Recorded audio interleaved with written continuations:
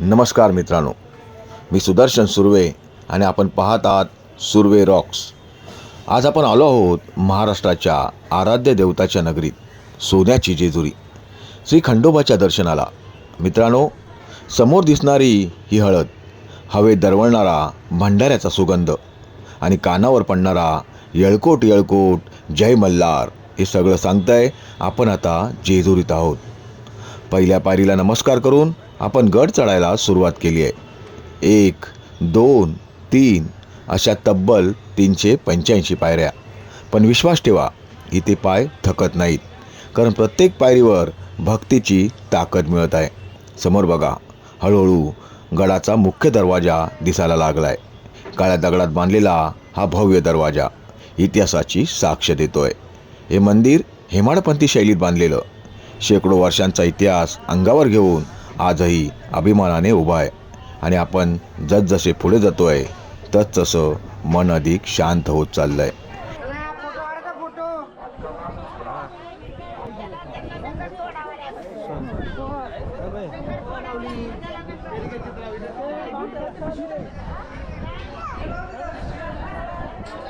आणि वरून दिसणारं अहो शब्दच नाहीत। मित्रांनो, आता जरा सावकाश। या पुढच्या पायऱ्या थोड्या उंच आहेत, पण दोन्ही बाजूला रेलिंग असल्यामुळे काहीच त्रास होत नाही।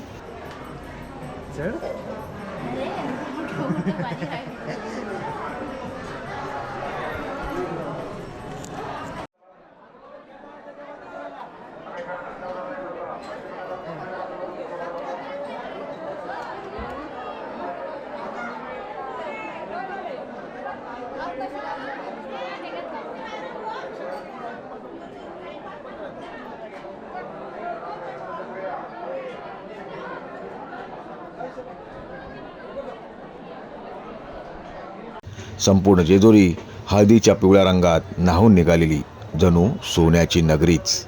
आणि अखेर आपण पोचलोय श्री खंडोबाच्या दरबारात। समोर दीपमाळ, नंदी महाराज आणि मंदिरात घुमणारा जयघोष, येळकोट येळकोट जय मल्हार। मित्रांनो, त्या क्षणी अंगावर अक्षरशः काटा येतो, डोळे आपोआप मिटतात आणि हात जोडले जातात।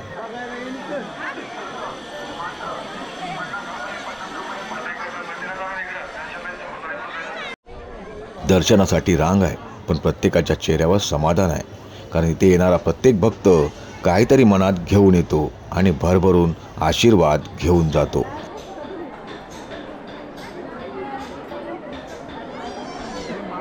आता आपण गाभाऱ्यात आलोय। समोर अश्वारूढ खंडोबाची दिव्य मूर्ती, ते तेज, तो दरारा आणि बाजूला म्हाळसा देवी। त्या दर्शनाचं वर्णन शब्दात करणं अशक्य आहे मित्रांनो, फक्त डोळ्यांनी अनुभवायचं आणि मनात साठवून ठेवायचं। भटजी विचारतात, अभिषेक करणार का? आणि आपण नाही कसं म्हणणार? बाहेर आलो आणि अचानक हवेत उडणारी हळद आपल्या अंगावर पडते। सगळीकडे फक्त पिवळाच पिवळा रंग। लहान मुलं, वृद्ध मंडळी, तरुण सगळे एकत्र येऊन भंडाऱ्याची उधळण करतायत। येळकोट येळकोट जय मल्हार।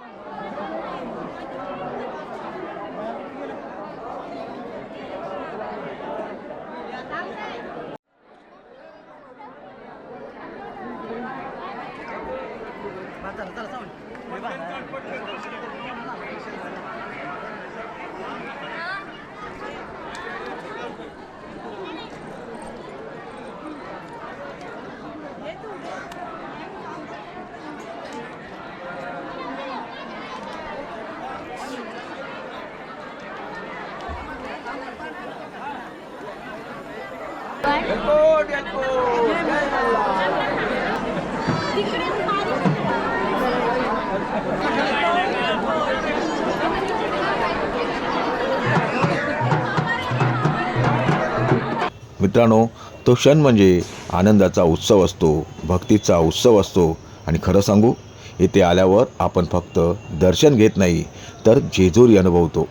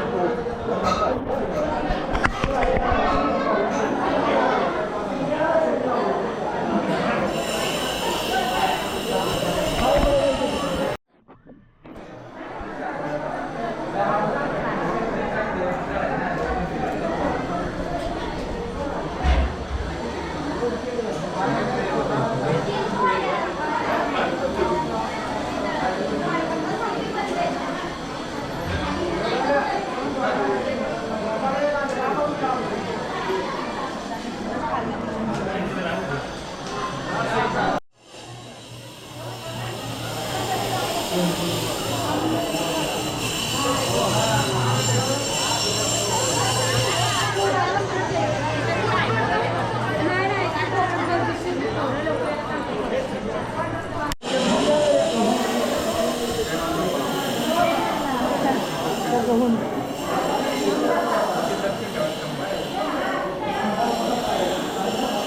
आपण त्याला पाया पडून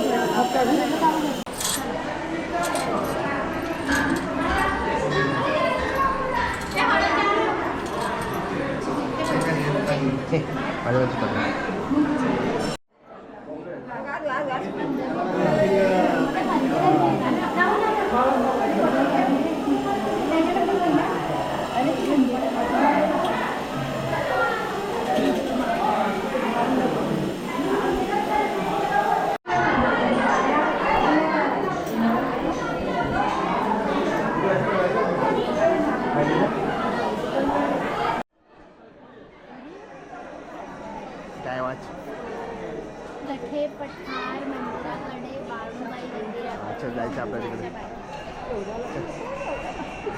चल जाऊ नको जाशील ढंगडंग ढंगडंग करून आता आपण गड उतरतोय. थंड वारा वाहतोय.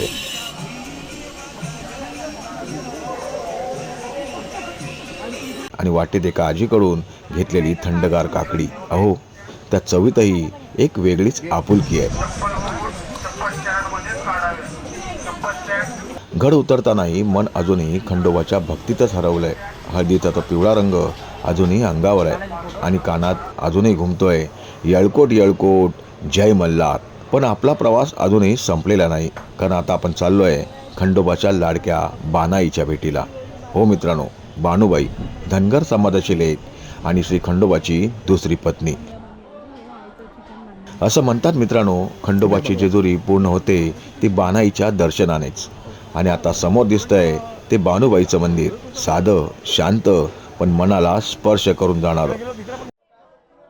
एक मिनिट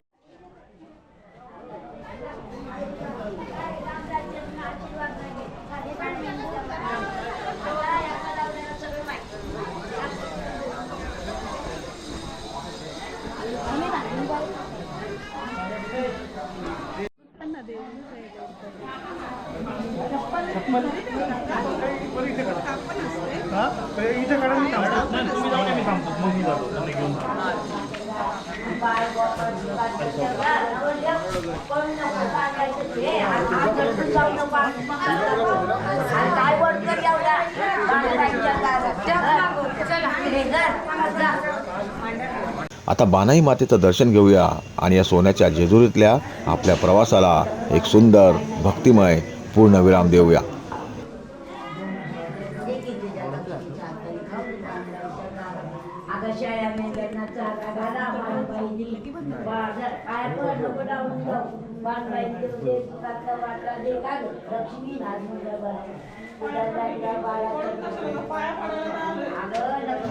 आणि मित्रांनो, जर तुम्हालाही जेजुरीला यायचं असेल ना, तर मुंबईहून साधारण 250 किलोमीटर अंतरावर ही सोन्याची जेजुरी आहे. पुण्यापासून अवघ्या 49 किलोमीटरवर. रेल्वेने येणार असाल तर पुणे जंक्शनला उतरून इथून बस, कॅब किंवा स्वतःच्या गाडीने सहज पोहोचता येतं.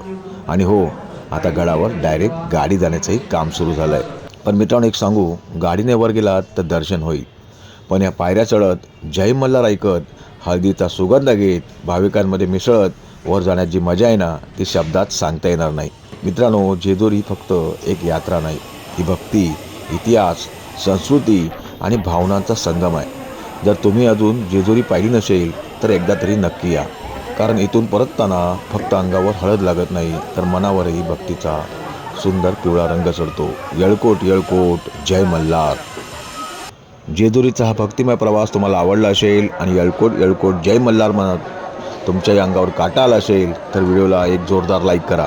तुमच्या मित्रमैत्रिणींना आणि परिवारालाही हा जेजुरीचा अनुभव शेअर करा. आणि तुम्ही जेजुरीला कधी गेला आहात का? तुमचा अनुभव आम्हाला कमेंटमध्ये नक्की सांगा. मी सुदर्शन सुर्वे.